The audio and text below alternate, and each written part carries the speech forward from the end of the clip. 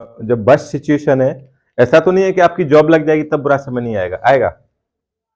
हो सकता है आपकी नौकरी खतरे में हो सकता है आपका कोई झूठा चार्ज लग जाए, आरोप लग जाए, हो सकता है आपका मान सम्मान खतरे में हो, हट जाओगे। अभी आपके सामने सबसे बड़ी चुनौती क्या है? जॉब की और रेस्पेक्ट की, अपनी एक आइडेंटिटी बनाने की, पहचान बनाने की। अभी आप सबकी आइडेंटिटी क्या है?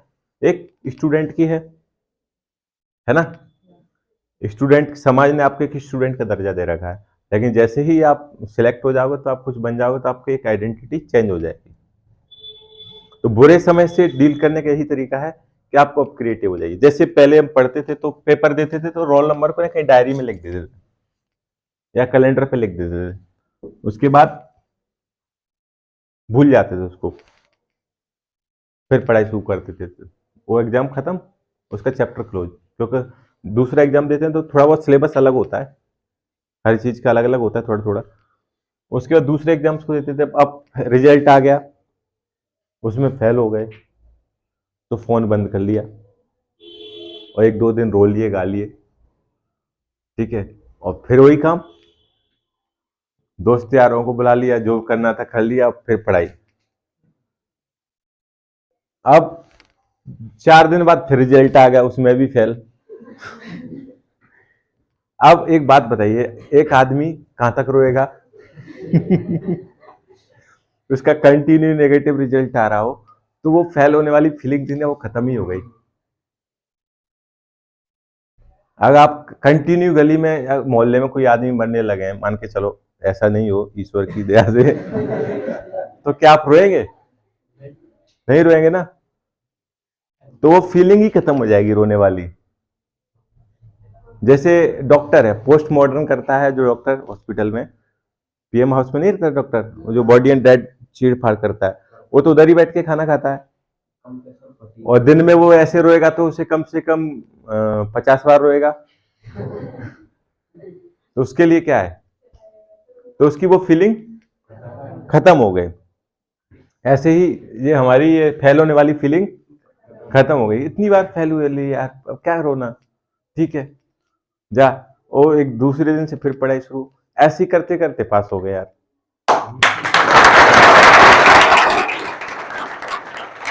इसको क्या बोलते हैं? इसको बोलते हैं मोक्ष की प्राप्ति। इसी को बोलते हैं मोक्ष की प्राप्ति। आपने एक बार कोशिश कर ली, ठीक है, नहीं हुआ, कोई बात नहीं। ऐसे कोई एक थप्पड़ मार गया और ठीक है, मारे, क्या दिक्कत है? लास्ट में 2 मार गया, कोई दिक्कत। जब बेरोजगार होते हैं कोई भी सुना जाता है यार, कोई भी ज्ञान दे आपको, भी कोई भी ज्ञान दे के चला जाएगा, कोई फर्क पड़ेगा? आप सुनोगे, जैसे अभी मेरे को सुन रहे हो, है? लेकिन अब मान के चलो मैं भी आपकी जगह पर, तो आप मेरे को नहीं सुनते इतना। लेकिन मेरा है ना ऑब्जर्वेशन बहुत स्ट्रांग रहता है। मैं एक तो समाज शास्त्र का विद्यार्थी हूँ, दूसरा मैं इस डिपार्टमेंट इसमें इसलिए आया कि मेरे को ये देश घूमना है। मैं बाई चॉइस बीएसएफ में गया। मैं इंडिया के तकरीबन 17 स्टेट तो घूम लिया। तो इससे क्या, आपका दिमाग खुलता है। और ज्यादा मत सोचिए, जो होगा अच्छा होगा। नेगेटिव क्यों सोच रहे हो? एक बात बताओ, अभी आपके पास खोने के लिए कुछ है? कुछ नहीं है ना।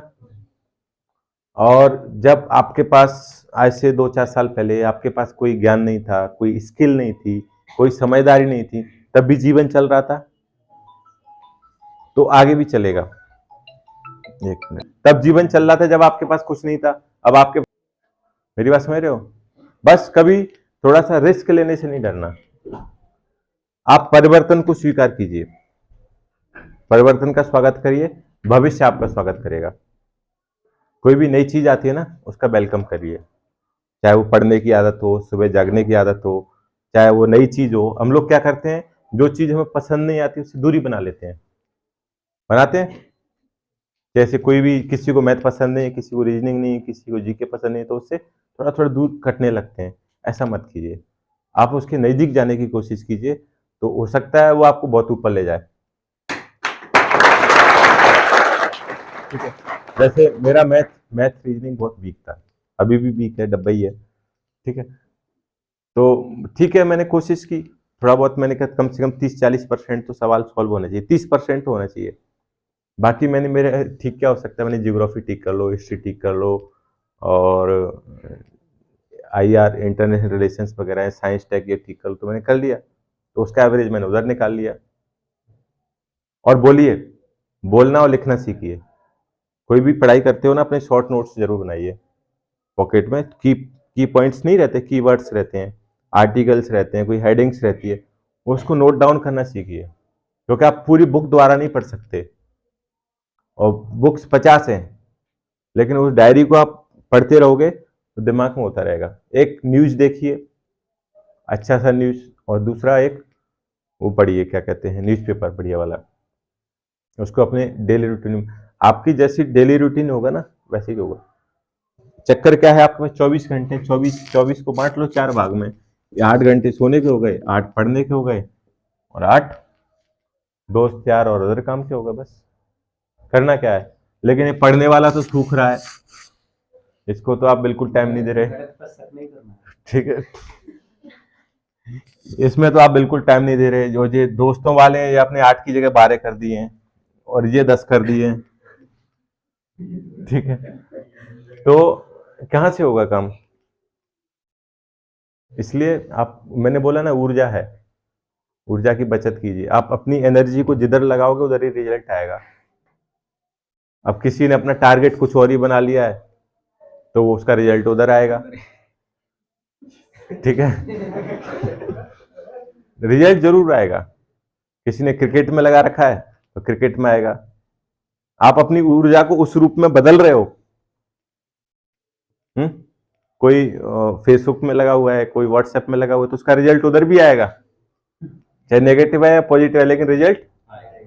आप अपना कर्म करने के लिए स्वतंत्र हैं, लेकिन फल के लिए स्वतंत्र नहीं है, और कर्म का फल मिलता ही है। कर्म फल के लिए आप स्वतंत्र नहीं है। आपके एक्शंस इतने सॉलिड होना चाहिए कि आपको उधर से रिजल्ट आएगा ही आएगा। और नेगेटिव माइंडेड लोगों से दूर रहें। जो लोग आपको नेगेटिव एनर्जी रिलीज करते हैं ना, जैसे कुछ लोग ऐसे होते हैं, उनकी शक्ल इतनी खराब होती है ना कि आपको देख के ही जो भी याद है ना वही भूल जाओगे, इतनी नेगेटिव एनर्जी रिलीज करते हैं। अरे यार तू क्यों लगा हुआ है, मैं लगा था, ग्वालियर से लौट आया, दिल्ली से लौट आया, कहाँ फंस गया। चाचा बाहर हैं, वो कहीं गए हों, गाड़ी बैक करने गए होंगे, तो वो उनसे बड़ा नेगेटिव टाइप के लोग रहते हैं, उनसे दूर रहो। उनको तुम IAS भी बना दोगे ना तब भी दुखी रहेंगे, वो उधर भी कमियां ढूंढेंगे। इसलिए बड़ी बड़ी जॉब्स में इंटरव्यू किस लिए होता है? आपकी पढ़ाई लिखाई का तो टेस्ट हो गया, रिटर्न, आपका इंटरव्यू किस लिए है? आपका इंटरव्यूज कैसा है, आपके आंतरिक विचार कैसे हैं, आपकी लीडरशिप क्वालिटीज कैसी है। मेरी बात समझ रहे हो? कहीं ऐसा तो नहीं व्यक्ति सिर्फ किताबी कीड़ा पास हो और रट रटा के एग्जाम पास करके कुर्सी पे बैठ जाए। इसलिए बीच में क्या डाला गया है? इंटरव्यूज। और जो भी बड़ी जॉब होगी उसमें एक निबंध भी होगा। निबंध क्या है? किसी भी टॉपिक पे आपके विचार जानने का सबसे अच्छा तरीका। निबंध मतलब कोई बंधन नहीं, और हर व्यक्ति का निबंध अलग अलग हो सकता है, हर व्यक्ति के विचार अलग अलग हो सकते हैं कि नहीं? हर आदमी का किसी चीज को देखने का नजरिया अलग होता है, ठीक है। जैसे मैंने अभी आपको इतनी चीजें बताई, इस पे हो सकता है आप लोगों का कुछ और व्यू हो, ठीक है। लेकिन सही व्यूज कैसे आते हैं? एक तो पुराना विचार होता है और एक नया विचार होता है। इसको वाद बोलते हैं, इसको प्रतिवाद बोलते हैं, और ये दोनों मिलते हैं तो क्या आता है? संवाद। और ये किसी भी समस्या का हल होता है। कुछ समय बाद ये भी पुराना विचार हो जाएगा, फिर कोई नया विचार आएगा। जैसे आप लोगों के विचार अपने पेरेंट्स से मैच नहीं करते होंगे, कुछ चीजों पे करते हैं, हर चीज पे मैच नहीं करते ना, नहीं करते, क्योंकि उनके समय वो चीज अलग थी, सोसाइटी का स्ट्रक्चर अलग था, रिस्ट्रिक्शंस ज्यादा थे, लड़कियों की पढ़ाई लिखाई का तो कोई चांस ही नहीं था। इंडिया में क्या, लड़कियों को सिद्धांत में तो माना गया देवी, दुर्गा, काली, लक्ष्मी, लेकिन व्यवहार में बर्तन साफ करवाओ।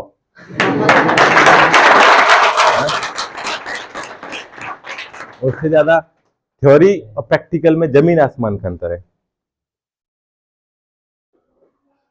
वो बोले नहीं, बस जो बोल दिया वही काम करे, तो ऐसा ये गलत है। ये बंगाल वगैरह में जितनी भी ट्राइब्स है ना, जनजातियां हैं, वहाँ लेडीज के स्टेटस सबसे ठीक बेटर होता है। वहाँ वो स्वतंत्र है, वो लोग गरीब हैं लेकिन फ्री हैं। और आपकी आजादी के दरवाजे कहां से खुलते हैं? पैसे से। आप जो आर्थिक स्वतंत्रता होती है ना, वो आपको सामाजिक स्वतंत्रता प्रदान करती है। जो आदमी खुद कमाना खाना सीख गया, वो अपने फैसले भी खुद ले सकता है, क्योंकि अब आप किसी पे निर्भर नहीं रहे। अगर अभी आप क्रांति करोगे तो आपके पैसे बंद कर दिए जाएंगे। बोले अच्छे तो हाथ से निकल रहे हैं, बोले छोड़ो, पढ़ाई लिखाई बंद, खर्चा पानी बंद, तो फिर क्या होगा? वो आपको फाइनेंस बंद, तो आपका जाना फिरना बंद। तो सबसे पहले जरूरी क्या है? आत्मनिर्भरता। आपकी सबसे पहले आर्थिक आजादी जरूरी है, तभी आप अपने खुद के राजनीतिक और सामाजिक फैसले ले सकते हो। नहीं तो आपका फैसला कौन लेगा? जो आपका खर्चा चला रहा है वही लेगा ना। और कोई सवाल है तो किसी का बताओ। वो स्ट्रेस वाला समझ में आ गया? एक और सवाल है। हाँ सर, मतलब लड़कियां डिफेंस में जाने से डरती हैं, तो डरने की क्या जरूरत है इसमें? लेकिन आपकी बात है तो उन्होंने मतलब डिफेंस में इतनी अच्छी पोस्ट पर हैं, तो आप उनके लिए क्या कहना चाहेंगे? वो तो ठीक है, मतलब वो मतलब मेरे से अच्छा काम कर रही है, कोई प्रॉब्लम नहीं है। मैं तो एरिया के जेंट्स की ही प्रॉब्लम समझता हूँ, लेडीज की भी समझती है, और देश की आधी आबादी का प्रतिनिधित्व करती है। कोई भी देश कब डेवलप होगा? देखो, देश में कितने भी डेवलपमेंट के लिए दो चीजें जरूरी हैं, एक तो मोटिवेशन और एक रिसोर्सेस, संसाधन। रिसोर्सेस कहाँ से मिलते हैं? जमीन से मिलते हैं, धरती से मिलते हैं। मोटिवेशन कहाँ से मिलता है आपको? परंपरा रीति रिवाजों से मिलता है। ठीक है, जैसे लोहा सोना चांदी पेट्रोलियम कहाँ से मिलता है? जमीन से, सीमेंट वेमेंट जो भी है। मोटिवेशन आपका ये देता है। इसमें दूसरा सबसे बड़ा रिसोर्सेस क्या है? Human resources. किसी भी देश का सबसे बड़ा संसाधन क्या होता है? मानव संसाधन। अगर आपके हमारे देश की आबादी बहुत है, 140 करोड़ मानव संसाधन है, लेकिन स्किल्ड मानव संसाधन नहीं है, है?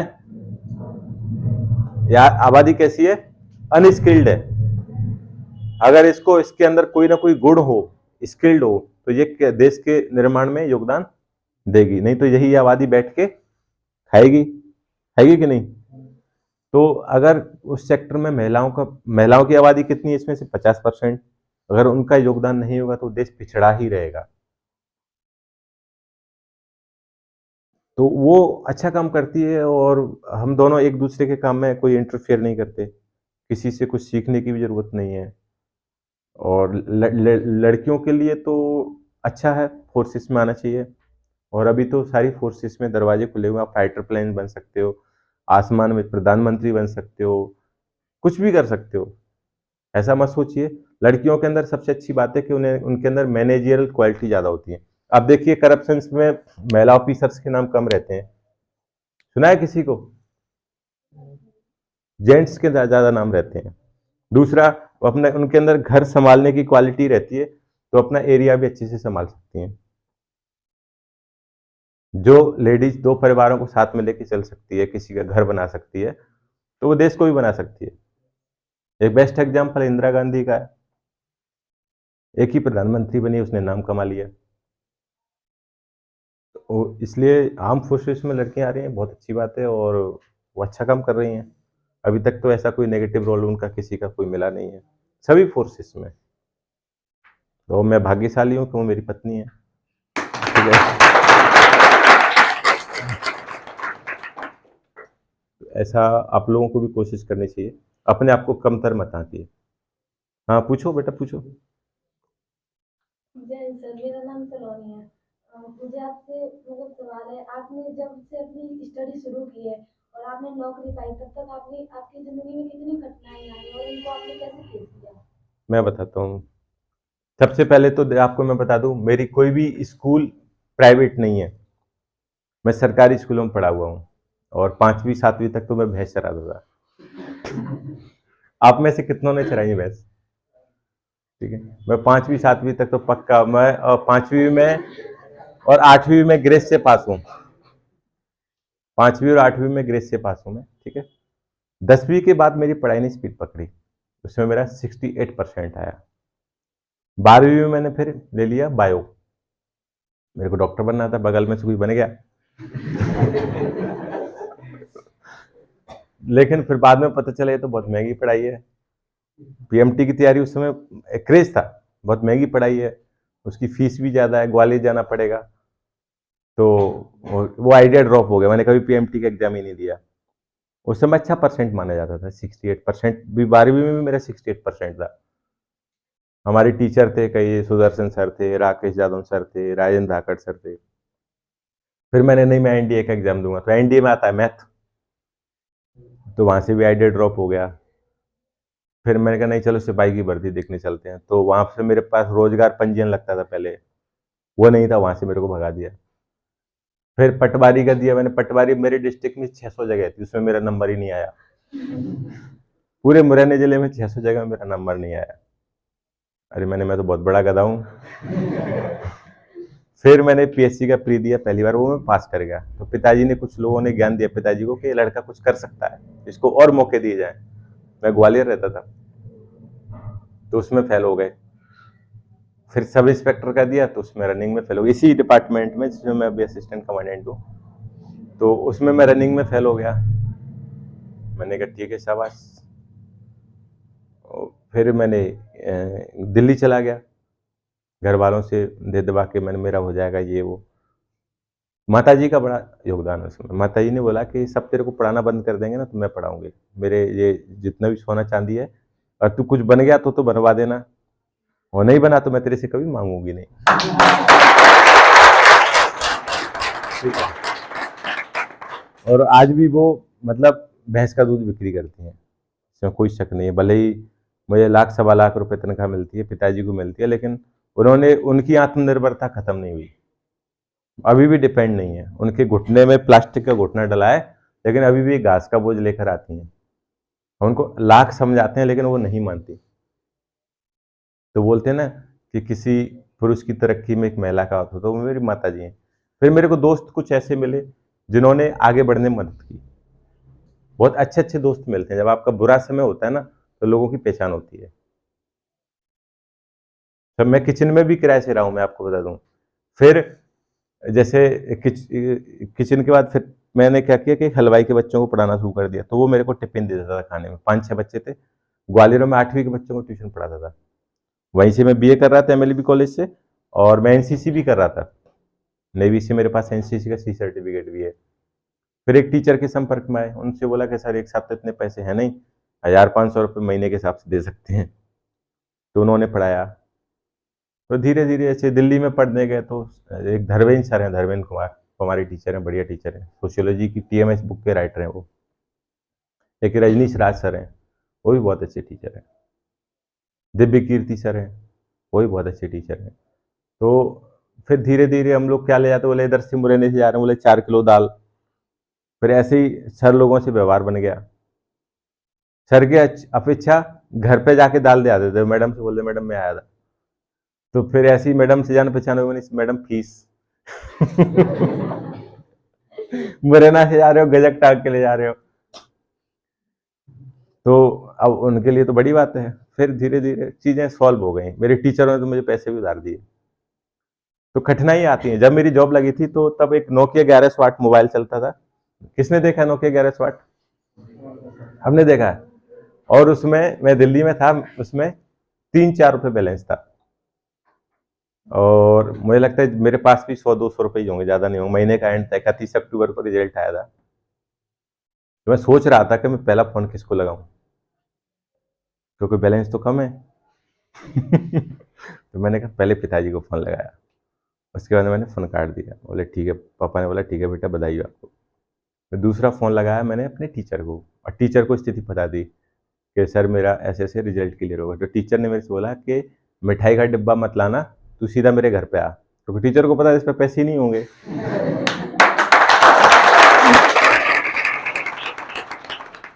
तीसरा फोन मैंने अपने दोस्त को लगाया कि भाई ऐसे ऐसे मेरी नौकरी लग गई है, इसमें 200 रुपए का रिचार्ज करवा दे। फिर वो मोबाइल था, उसकी बैटरी फूली हुई थी, उसमें रबड़ लगी हुई थी ऐसे। ठीक है, अब देखो, अब उसमें मेरे रिजल्ट पे क्या स्टार लगा था। स्टार आपको बहुत डराता है, आप बाहर भी हो सकते हो, तो क्योंकि उस इस वजह से था कि मैं ओबीसी से था, मैं जनरल में चला गया, तो मेरा कास्ट सर्टिफिकेट का कोई पंगा था। सेंट्रल का अलग बनता है, स्टेट का अलग बनता है। तो पिताजी का द्वारा फोन आया, बोले तेरा रिजल्ट पे तो स्टार लगा है, नीचे अलग से रोल नंबर लिखा है कि प्रोविजनल रिजल्ट है इसका। मैंने नहीं नहीं पापा ऐसी बात नहीं। फिर मेरे अंदर भी डर आ गया, मैं टीचर के पास गया, मैंने कहा सर ऐसा तो नहीं कि गलती से मेरा रोल नंबर आ गया हो। बोले तुम गधे रहोगे, अभी तो गलती से भी आ गया होगा ना तो भारत सरकार तेरे को ढोएगी। फिर टीचर ने मेरे को पैसे, अपना एटीएम दिया कि ये एटीएम है, इसमें से जितने पैसे निकालना हो निकालना और अपने दोस्तों को पार्टी दे। अब मैंने एटीएम तो ले लिया, अब उसमें से 5,000 रुपये निकालने की मेरी हिम्मत नहीं हो रही। मैं सोच रहा हूँ कि अगर गलती से रिजल्ट नकली हुआ तो ये पैसे मैं चुकाऊंगा कैसे, कैसे पैसे चुकाऊंगा। देखो अभी भी क्या है, जैसे 1,500 रुपये तो कोई बात नहीं, अगले महीने आएंगे उनमें से दे दूंगा मैं, लेकिन अगर ज्यादा पैसे निकाल लियो, रिजल्ट कैंसिल हो गया, क्योंकि मेरे साथ में मेरे डीयू और जेएनयू के कई सारे फ्रेंड्स थे, वो फेल हो गए थे, जो एकदम प्रॉपर इंग्लिश मीडियम, इसमें इंग्लिश का भी पेपर होता है रिटन, और बढ़िया एमए थे वो लोग। तो मैं डाउट में था, मैंने यार ऐसा नहीं हो सकता, कोई डीपीएस का पढ़ा हुआ, कोई कहीं का पढ़ा हुआ। मैंने चलो ठीक है देखते हैं, फिर 5,000 रुपये निकाल के लिए, तब फिर पार्टी हुई। तो फिर कई सारी चीजें हैं। फिर उसके बाद फोन का बैटरी है ना, इतने फोन आते थे, पहले कोई फोन नहीं करते, उसकी बैटरी चार्ज नहीं हो पाती थी। आपकी जिंदगी यू टर्न लेती है जब आप कुछ बनते हो ना, आपकी जिंदगी है ना, जो लोग आपके कटु आलोचक होते हैं ना, वो आपके कटु भक्त, अंधभक्त हो जाते हैं। जब आप देखो, जब आप सफल हो जाते हो तो जो आपके लोग सबसे ज्यादा बुराई करते हैं, बोले लड़का था, बोले सिगरेट पीता था तब भी पढ़ता था। हाँ, बुराइयों को अच्छाई में काउंट करने लगते हैं, वो आपकी सिचुएशन पर डिपेंड करता है। बोले वो दारू पी के भी पढ़ाई लिखाई की बातें करता था। इस तरह की बातें करने लगते हैं लोग। तो ये सब चीजें ना मैंने देखी हैं। ठीक है, मैंने कहा कोई बात नहीं, तो मैं भी वैसे ही हूँ आज भी। मैं जो चीजें मेरे लिए ठीक है वो ठीक है। मेरे आज भी दोस्त वही हैं, ठेला चलाने वाले, भैंस चराने वाले। ठीक है, जैसे गांव में मैं आता हूँ, मैं सबको सिगरेट पिलाता हूँ, जितने भी बीड़ी पानी पीने वाले मेरे दोस्त हैं पुराने, भैंस चराने वाले। ठीक है, मैंने कोई बात नहीं, और वही मेरे दोस्त हैं। मैं अपना अधिकांश समय मैं गांव में ही गुजारता हूँ, वहां रहता हूँ, जो वहां पर भी मेरी सबसे अच्छा दोस्ती किसानों से होती है, क्योंकि बाकी लोग तो किस लिए आते हैं, कुछ परमिशन दे दो, कोई लोभ लालच से आते हैं, लेकिन जो किसान हैं, गाय भैंस वाले हैं, ये चरवाए होते हैं, वो सही होते हैं, एकदम निर्दोष और निष्पक्ष होते हैं। किसी बिजनेसमैन से दोस्ती करोगे वो आपको कैश करेगा, मेरी बात समझ रहे हो आप, करेगा। तो अच्छे गरीब लोगों से दोस्ती कीजिए, और अच्छा लगता है, वहाँ भी हम स्कूल वगैरह में जाते हैं। ठीक है, बंगाल में एजुकेशन सिस्टम ठीक है, वहीं के स्कूल में 2-2 हज़ार बच्चे आपको पढ़ते हुए मिल जाएंगे, सरकारी स्कूल में, एकदम अच्छा लगता है वहाँ। टीचर्स भी 30-30, 40-40, 50-50 है। और कोई बात, मेरी बात समझ में आई गुड़िया है? आपने यही सवाल पूछा था, उसमें कुछ चीजें कवर हुई कि नहीं, कठिनाइयों वाली बात। तो कठिनाइयां बहुत आती हैं, हर आदमी के जीवन में आती है। मैं ऐसा नहीं हूं मैंने कोई महान काम किया है या मैं महान हूं, मेरा स्ट्रगल सबसे महान है। हर आदमी का स्ट्रगल अलग अलग होता है कि नहीं? ठीक है, और हर किसी की लाइफ में स्ट्रगल है। अंबानी का स्ट्रगल अलग स्ट्रगल है, वो चाहता है कि मैं पतला हो जाऊं। नहीं है उसका लड़का एक अनंत अंबानी, एक क्विंटल का वो। ठीक है, तो मोदी जी का स्ट्रगल अलग है। हर आदमी का स्ट्रगल हर किसी की लाइफ में है, तो स्ट्रगल को वेलकम कीजिए, लड़िए। ठीक है, और बताओ, और किसी का कोई सवाल है? आप बताइए। हाँ हाँ, पूछो पूछो, गुड़िया को पूछने दो पहले। जय हिंद। सर मेरा क्वेश्चन है कि सर जैसे कोई हम मेडिकल ले लेते हैं एक बार, हाँ तो सर उसके बाद हमारे पास सुझाव बहुत सारे आते हैं कि ये कर लो वो कर लो and कुछ भी आते हैं सर। उसके बाद सर एक तो उसमें सामाजिक संबंध है ना, उनकी टूटने की संभावना ज्यादा होती है सुझाव को न माने तो।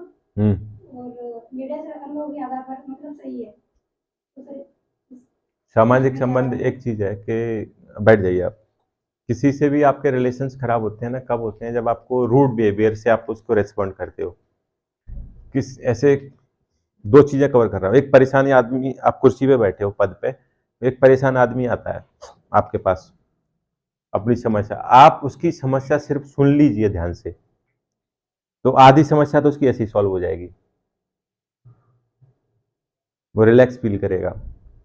दूसरा, आपको लगता है संबंध खराब होने का भय है, तो उसको पोलाइटली जवाब दीजिए, एकदम रूड बिहेव मत कीजिए, लठ सा मत तोड़िए, एकदम पोलाइटली जवाब दीजिए। और रही बात यह है कि अगर आपको कोई बात बुरी लग रही है तो उस काम को कभी मत करिए। अगर आपका ईगो हर्ट होता है वो काम करने में, तो बिल्कुल मत करिए उस काम को, क्योंकि आपके जीवन से बड़ा कोई संबंध नहीं है। अगर आप उसकी सुझाव मान के आप खुद ही नकारात्मक हो गए तो उस सुझाव का मतलब क्या है? तीसरा, जो मन, आत्मा और वचन से करने योग्य हो आपके अंदर से, उसी को कीजिए। ठीक है? जैसे धर्म की परिभाषा क्या है? धर्म संस्कृत की धृ धातु से बना है, जिसका मतलब है जो मन, आत्मा, वचन से धारण करने योग्य है वही धर्म। ठीक है? जो आपको लगता है कि मुझे ये करना है, ये नहीं करना है, वही कीजिए। संबंध बाद में भी बन जाएंगे, आप सक्सेस हो जाओगे तो वो आपसे और मीठे बोलेंगे। आपको जो सक्सेस है ना, आपको सामूहिक रूप से गले लगाती है। जब आप सफल हो जाते हो तो सामूहिक रूप से आपके 100 रिश्ते अपने आप निकल आएंगे, पता नहीं कहाँ कहाँ से। और अब आप फेल हो जाओगे तो फिर आपके अपने भी आपको नहीं पहचानेंगे। और आपको उनकी क्या चीज प्रभावित करती है? किसी भी एक आदमी को आदर्श मत मानिए। कुछ चीजें मैंने महात्मा गांधी से ग्रहण की, कुछ चीजें भगत सिंह से ग्रहण की, ठीक है, कुछ अंबेडकर से, और कुछ चीजें अब्दुल कलाम से भी ग्रहण की हैं, कुछ नेहरू से भी। किसी एक आदमी को कभी आदर्श मत मानिए, मेरा ऐसा मानना है। क्योंकि ऐसे भगत सिंह है, भगत सिंह 23 साल की उम्र में शहीद हो गए, तो वो युवाओं के आदर्श हमेशा रहेंगे, रहेंगे कि नहीं? ठीक है। और भगत सिंह को भी लोग सही से नहीं पढ़ते हैं। भगत सिंह नास्तिक थे, कितने लोगों को पता है?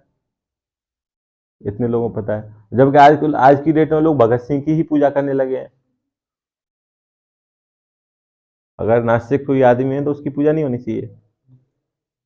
जैसे महात्मा बुद्ध थे, उन्होंने मूर्ति पूजा का विरोध किया, अब लोगों ने उन्हीं की मूर्तियां बना दी हैं।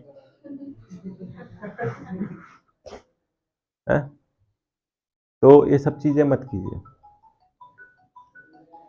ऐसा ध्यान दीजिए। और कोई सवाल है? लड़कों की साइड से भी था कोई एक? हाँ बताओ। सर इस टाइम जैसे शादियों का सीजन चल रहा है तो उससे स्टडी भी प्रभावित होती है। मत जाओ। सर कहीं जाना जरूरी होता है, ऐसे आप बहुत दिनों से नहीं गए हो। अगर आपको लगता है कि देखो पढ़ाई लिखाई के साथ में कोई कंप्रोमाइज नहीं, रूल माने रूल्स। आप खुद को, self discipline is best discipline. अगर आप खुद पे शासन नहीं कर सकते तो दुनिया पर आप शासन करने योग्य है ही नहीं।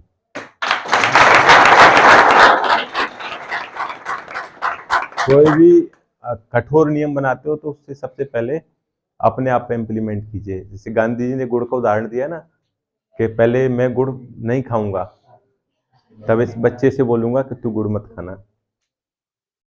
ये शादी ब्याह क्या मतलब है? ऐसे बनो कि शादी में तुम जाओ तो शादी में लोग सब तुम्हारे आगे पीछे घूमे। ठीक है?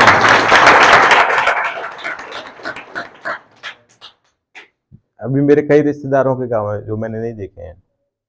ऐसा नहीं है कि अब जाता हूं मैं आराम से, क्योंकि मैं किसी को नहीं जानता, मुझे सब जानते हैं।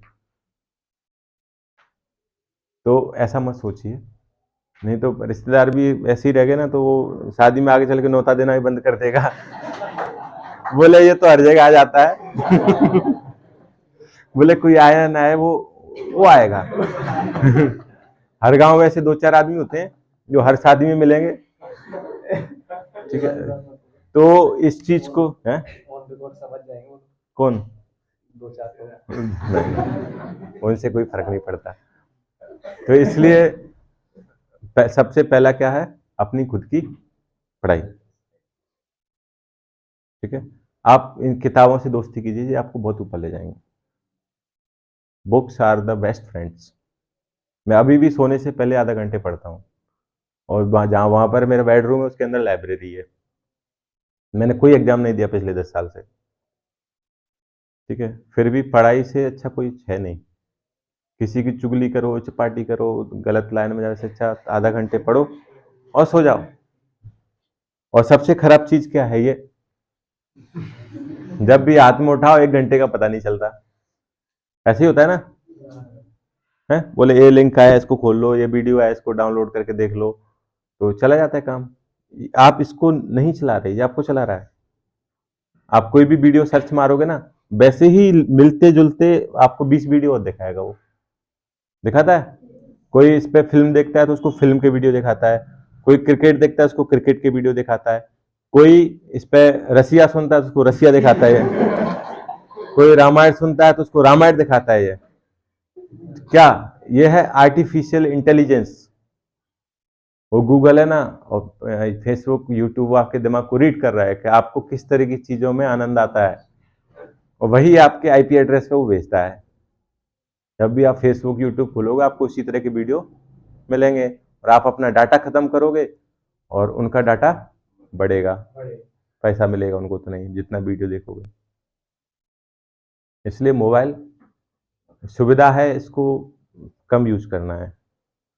और अभी तो आपके ऊपर कोई लोड नहीं है, कोई गंभीर बीमारी नहीं है, बीपी नहीं है, डायबिटीज नहीं है, हार्ट अटैक की प्रॉब्लम नहीं है, तो पढ़ाई करो, क्या दिक्कत है? कोई दिक्कत है? आंखें भी ठीक ठाक हैं सबकी, तो पढ़ाई कीजिए। अगर बन जाओगे तो बल्ले बल्ले, नहीं तो फिर वही जो दुनिया का होता है वो आपका होगा। जिसका कुछ नहीं होता उसकी घरवाली शादी जरूर कर देते हैं। बोले इसका कुछ नहीं हो रहा, बोले इसकी फटाफट शादी करो, हो सकता है कुछ करने लगे। तो इस कैटेगरी में नहीं जाना है। और कोई बात नहीं। हाँ बताओ गुड़िया, बताओ। सर, डिफेंस में लड़कियों के लिए क्या चेतावनी है?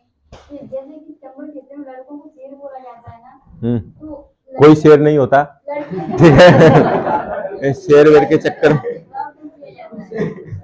ये शेर वेर है ना, ये सब कहने की बातें हैं, ठीक है। शेर, अपना तुलना जानवरों से क्यों कर रहे हो यार? क्यों कर रहे हो? इससे कुछ नहीं होता। शेर का मतलब फुर्ती उर्ती ये सब चीजों की वजह से बोलते हैं, ताकतवर प्राणी है। बाकी ऐसा मत सोचो कि शेर होते हैं। शेर तो इंडिया से पता नहीं कब के खत्म हो गए, 1952 के आसपास। चीते, शेर, तो मैं बता रहा हूँ, इस सब चक्कर में मत पड़ो, ठीक है। नहीं, लड़कियों के साथ भेदभाव मैंने बोला ना, आपको भी तो जैसे हमने कभी बोला कि हमें काली क्यों नहीं बोला जाता, दुर्गा क्यों नहीं बोला जाता, बताओ। तो ऐसा नहीं है, ये तो समाज की सोच है, ठीक है। और इन सब छोटी छोटी चीजें इधर ही चलती हैं, बाकी खत्म हो जाती हैं। मुरैना बैरियर चौराहे से आगे जाओगे सब खत्म। मैं सही कह रहा हूँ। ग्वालियर जाते जाते ही, जैसे आप ग्वालियर सिटी सेंटर में पहुंचोगे ना, तो आपको लगेगा कि हम 20 साल पीछे हैं। और जैसे ही आप दिल्ली के सीपी पहुंचोगे तो आपको लगेगा कि हम 100 साल पीछे हैं। और जैसे ही साउथ एक्स में पहुंचोगे दिल्ली में, तो आपको लगेगा हम 500 साल पीछे चल रहे हैं अभी। और गलती से आप यूरोप चले गए तो तुम सोचोगे यार हम तो हजारों साल पीछे हैं। उनका पहनावा, रंग रूप, लाइफ स्टाइल देख के आप सोचोगे नहीं हम तो बहुत पीछे चल रहे हैं, हमारा कुछ नहीं हो सकता, नेगेटिविटी आ जाएगी। इसलिए ऐसा मत सोचो। परंपरा और आधुनिकता को साथ में लेकर चलिए। ये बात समझ में आपकी में नहीं आई होगी। परंपरा मतलब घर वालों का भी रेस्पेक्ट करना है, और जो नई नई चीजें आ रही हैं उनका भी स्वागत करना है। ठीक हो जाएगा। और ठीक है, प्रॉब्लम्स आ रही हैं, दे रहे हैं घर वाले, सुना रहे हैं, सुनने दो, दुकान दिए भगवान, इधर से सुनो इधर से निकाल दो। ज्यादा लोड नहीं लेना है, ज्यादा लोड लेने से क्या होगा, आपकी काम करने की क्षमता कम हो जाएगी। सीरियस नहीं होना चाहिए, बोले इसने मेरे को ऐसा बोल दिया, अपना 3 दिन तक दिमाग खराब करके घूम रहे हो, ये कोई बात है? उसको वो तो चाहते ही आपको डिस्टर्ब करना है, इसलिए इन सब चक्करों में मत पड़िए। आराम से मौज करके किताब पढ़ाई लगा कीजिए, 100 क्वेश्चन रोज लगाइए, 40 पेज रोज पढ़िए। क्या 40 पेज रोज पढ़िए, भले ही समझ में आ रहा है चाहे नहीं आ रहा है, एकदम। अगर आप अमर होना चाहते हो तो किस्तों में मरना सीख लो, ठीक है? बात समझ में आई? अगर आप अमर होना चाहते हैं तो किस्तों में मरना सीख लो। दूसरा, आपको आपके मरने से स्वर्ग मिलेगा, दूसरे के मरने से नहीं मिलेगा। अगर आप चाहते हो वो मर जाए स्वर्ग तुम्हें मिल जाए, ऐसा तो नहीं होगा। अगर आपको ऊंची जगह पे पहुंचना है तो खुद को ही श्रम करना पड़ेगा, दूसरे के श्रम करने से परिणाम उसको मिलेगा। और कोई सवाल है किसी का? बॉयस, हाँ बता भाई। अगर कोई इंसान सक्सेस पाने के लिए जो अपना जो रास्ता तैयार करता है वो किस तरह का होना चाहिए? रास्ता बढ़िया है, अगर रास्ते में कोई प्रॉब्लम नहीं है तो कोई प्रॉब्लम खड़ी करने की भी जरूरत नहीं है, और अपना टारगेट होना चाहिए। सबसे बड़ी बात क्या है कि आज की डेट में स्टडी मटेरियल्स बहुत अवेलेबल है।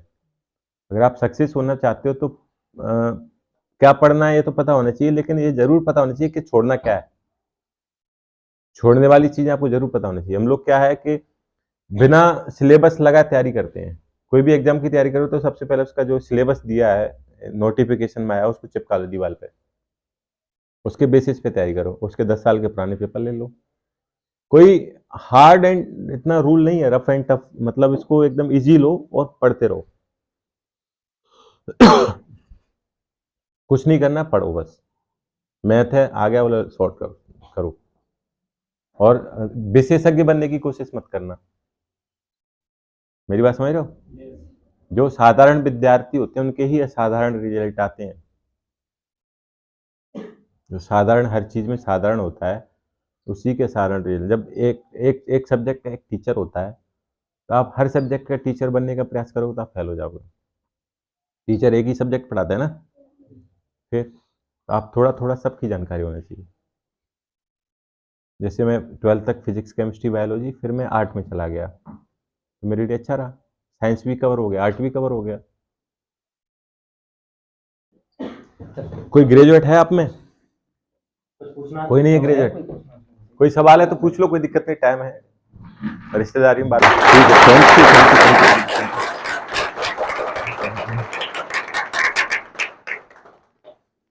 और मुझे अच्छा लगा यहाँ पे आके, ठीक है? बच्चों से आप इंटरेक्शन करते हो ना तो आपको पता चलता है कि युवा पीढ़ी क्या सोच रही है, वो किस लेवल पे है और उसके दिमाग में क्या चल रहा है।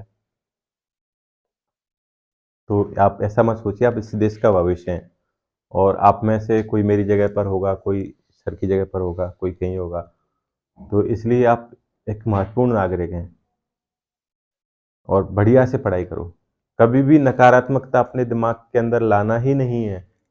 इस चीज को सोचना कि यस आई कैन डू, और दुखी मत होना। पढ़ाई लिखाई ये जरूरी नहीं नौकरी नहीं लगे, जीवन में कहीं ना कहीं काम आएगी। ये जो आदमी पढ़ता लिखता है ना वो खेती बेची करता है।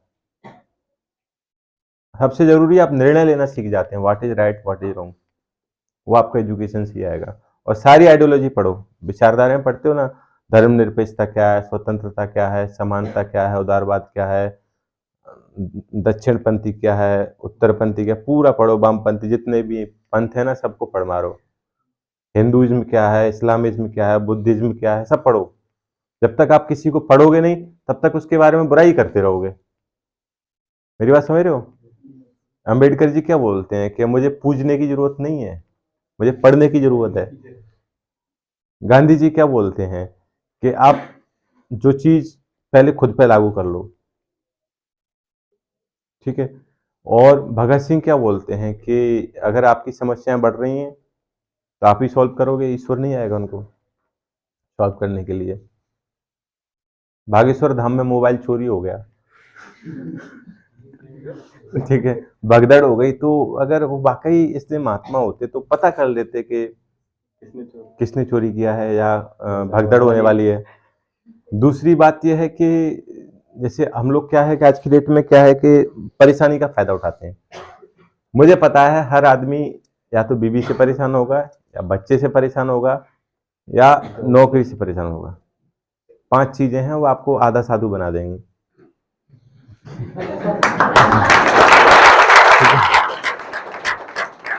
ये रिप्रेसिव मूवमेंट करते हैं। जैसे हम परेशान होते हैं ना, तो किसी के सामने जाकर अपनी समस्या को सॉल्व करते हैं, चाहे मंदिर में जाएं या किसी व्यक्ति के सामने जाएं, तो हमें लगता है कि नहीं, समस्या सॉल्व हो रही है, आपका सेंटर ऑफ फोकस उधर चला जाता है, ठीक है। तो आपके पैर का कांटा आपने ही निकालना है, किसी और से उम्मीद मत कीजिए। दूसरा, आपकी जो भी प्रॉब्लम्स हैं तो आपने सॉल्व करनी है, किसी पे निर्भर मत रहिए, ठीक है। आपका जो है ना सेल्फ इतना स्ट्रांग होना चाहिए कि उसका कोई तोड़ नहीं हो, ठीक है। और मैं आपको यहीं से सबको बेस्ट ऑफ लक बोलता हूँ आपके ब्राइट फ्यूचर के लिए, और बहुत बहुत शुभकामनाएं। मुझे बुलाने के लिए रुद्र सर का और सर का धन्यवाद, असंख्य धन्यवाद। ठीक है, मैं भी एक माला डाल देता हूँ यार, ऐसा नहीं होना चाहिए। एक छोटा भाई भी है हमारा और टीचर भी है, ठीक है सर, थैंक यू।